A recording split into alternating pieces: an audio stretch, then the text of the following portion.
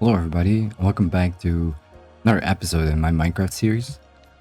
It's still about the hot springs, and I have still done nothing for the bathhouse. But there's good reason for this, because there was a great comment suggesting something on my previous video. Thank you, Jake, for the suggestion.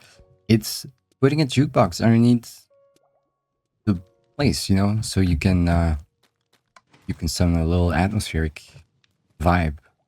And then I started thinking, this already was like a little bit of work, but it is such a cozy atmospheric scene over here. Maybe we could make it a tiny bit better by just adding some form of animation somewhere. But I didn't want to have like a giant water wheel running around or something. I thought the waterfalls by themselves were already pretty good. They don't have to be like very splashy or with lots of effects to just bring the coziness out. And I figured, there is this one thing that you sometimes see in water parks. It's the tipping bucket, which you might have seen happening here at the corner of your screen. Um, it's difficult to make something small like this in Minecraft. You need very deliberate block choices. In this case, for example, the green piston that hides perfectly, well, perfectly is a big word here, but it hides sort of smoothly within the foliage. And then the trapdoors, which occupy a full block of space, but visually only show up as like one edge of it. Um, with some combinations, and I'll show you guys in a little bit in the creative world, you can make a dippy bucket, which just, pipe up here, throws water down into the bucket, then it fills up, it tips over, and releases a little bit. I'll walk right over here just quickly so you can see what it looks like where it's like standing close to this. And the bucket releases its contents. But yeah, it's just I added some more greenery down below, some more foliage, worked a little bit more on this wall so I could hide the redstone as well. And I think it worked out really well. It's flipping right now. If you're just sitting here, you're like, oh my god, the bucket splashed. Like, psh, was it? Now obviously I accidentally placed it right above a magma block. Think yes, the water falls down right above the water, like the magma block. So it's a little difficult if you want to be caught in the splash, which I might move it over like one block, just to combat that. But I wasn't thinking about that, right? What I was thinking about is where can I hide this redstone and how can I make it look at least a little bit natural with a pipe that is bringing the water in and not just, you know, having water appear out of thin air or something, while still having a recognizable shape of a bucket kind of thing going on. So this was sort of the only place I could really put it without like dragging out this wall, um, doing something crazy with it. And I also want to say, I rewatched the previous video and I was very happy with the fact so many people have seen this. This is absolutely crazy. But I noticed that I repeat myself quite a bit. And I think it's just because I'm nervous. Because these are my first videos on Minecraft, not something I've been doing for years. And, and I repeat myself all the time. I just want to say, I repeat myself and I repeat myself. And I thought this little joke of me repeating myself way too many times while pointing out that I repeat myself could hopefully be the very last time that this actually happens. But spoiler alert, it probably won't be. But yeah, let's hop over to the creative world to see how this actually works if you'd want to recreate this for yourself.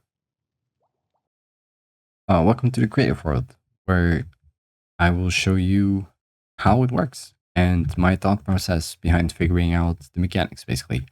So, what you want necessarily is a sticky piston because you want to be able to drag this block out so that you can create the fact that water is actually flowing out and then closing it back up.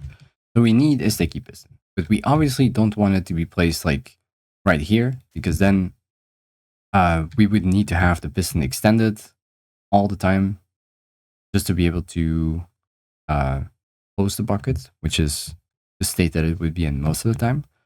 And instead, I have opted for a triple piston extender that would be activated in the following sequence.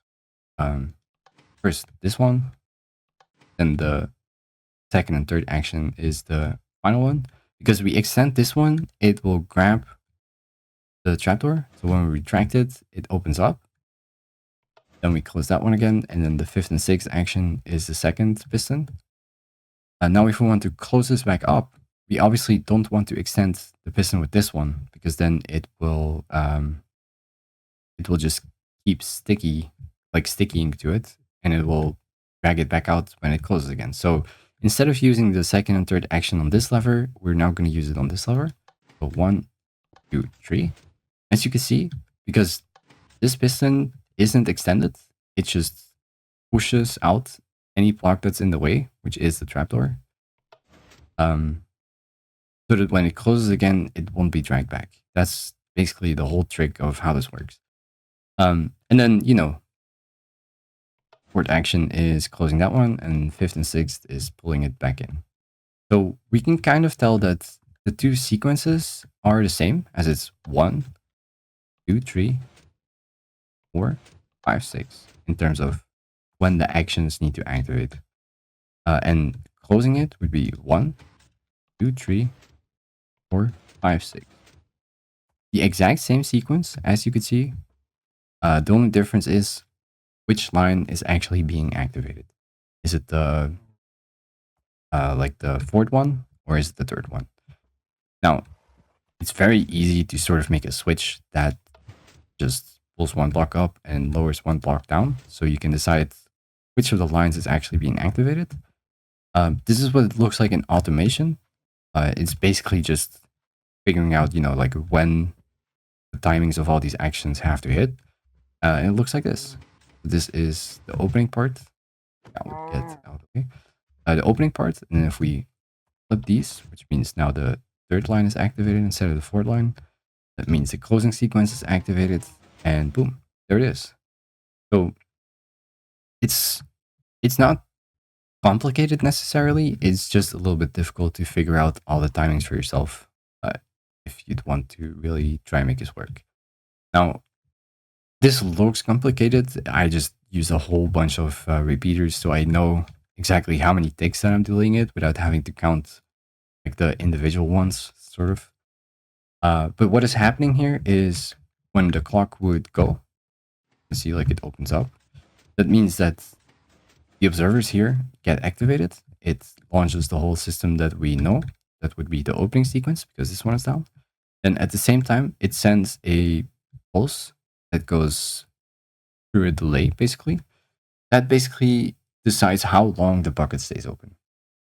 At some point, they split off into one sequence that is just a thing that switches the blocks and keeps the blocks switched for long enough so that when the new sequence, well, it's just a delayed activation, basically, so that when that hits, it means that these blocks will be switched, and then the third line will activate instead of the fourth one, which is the closing sequence.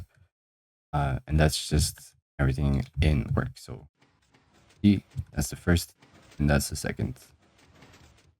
And the blocks were, switching while that was happening. So they basically just stay open long enough for the signal to hit, and then switch back to their standard position, which would be the fourth line, the opening one. Because that's always the first activation, basically. This is the base state, and then if we want to change the base state, we'd have to open this up instead of closing it. Then that's why that one is the standard one. So I have some variations of this. The first one is that it pulls the trapdoor outward. Looking at it more closely, you can see it would float there. It's maybe not the best option. Another one is the sideways one, the one that I ended up building in the realm. This works pretty well, I think, because the trapdoor gets hidden by the water. And there were really no other viable variations. One I tried was a real like tipping bucket feeling, where if we remove the chain from this point, you can see water would flow out. And then we could close it up and switch the trapdoor back to the sort of closed position from the bottom view. But the downside with this is that the chain, even if we would be floating here alone, like without other chains, it is super visible from some angles. And even though like if it's below some of the scenery, it blends in quite well. But if there's like any point that you're looking at this and you can see the air behind it, it instantly like ruins the animation, or at least the looks of it, because it looks a little ridiculous just to have a floating chain there. Um,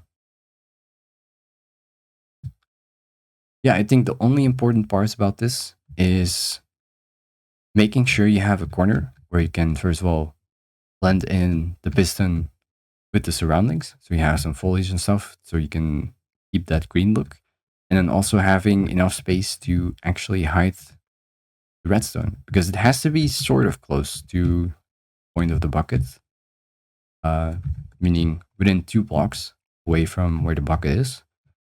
And that's, it's not that much space. So configurations I tried out are based on that. Then one final thing maybe to say is I decided to go for the fences instead of the chains. Because even though I like the chains, as I said before, like they blend in really well with the colors, and that is maybe not the best thing if you want it to be seen that it's like hanging, because otherwise it almost looks like just a floating bucket in some cases, especially at night when there's a little bit less light. So I went for a more high contrasting fence that still resembles rope quite well. Um, so I'd say, if you want to recreate this, have fun and good luck with that.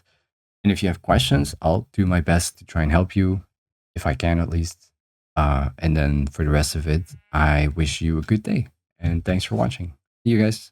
Hopefully, when I actually start working on the bathhouse, or otherwise, maybe the next time when I'm doing something else. So have a great day. Bye.